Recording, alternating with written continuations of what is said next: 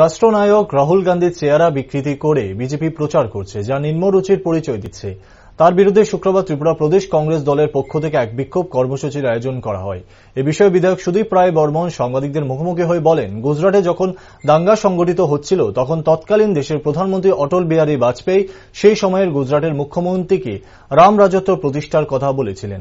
তিনি আরও বলেন, রাহুল গান্ধীর মধ্যে ভগবান রামের গুণাবলী লক্ষ্য করা যায়, কারণ রাম বলেছিলেন সমস্ত ধর্মবর্ণের মতের মানুষকে বুকে আগলে রাখার জন্য।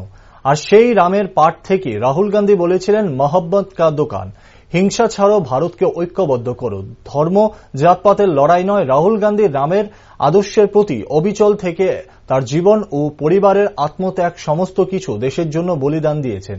আর সেই রাবণের দলের পূজারীরা বিজেপির আইটি সেল দপ্তরের মাধ্যমে রাহুল গান্ধীকে তার ছবি ও প্রতিকৃতিতে রাবণ হিসাবে বর্ণনা দেওয়ার চেষ্টা করেছেন।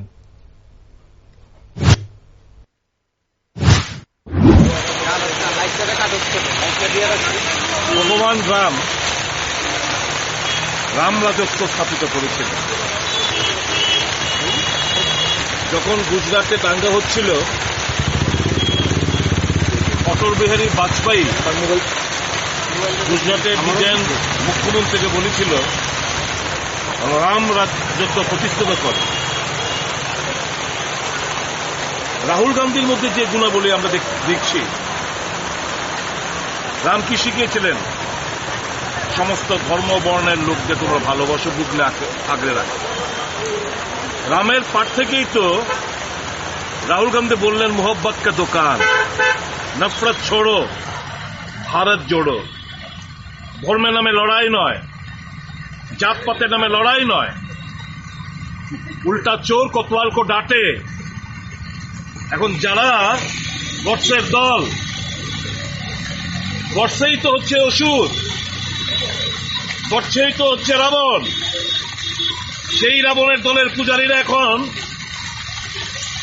যিনি রামের আদর্শের, ওনার জীবন, এই পরিবারের আত্মত্যাগ সমস্ত কিছু দেশের জন্য বলিদান দিয়েছেন, তাকে আজকে পাঠ শেখানো হচ্ছে।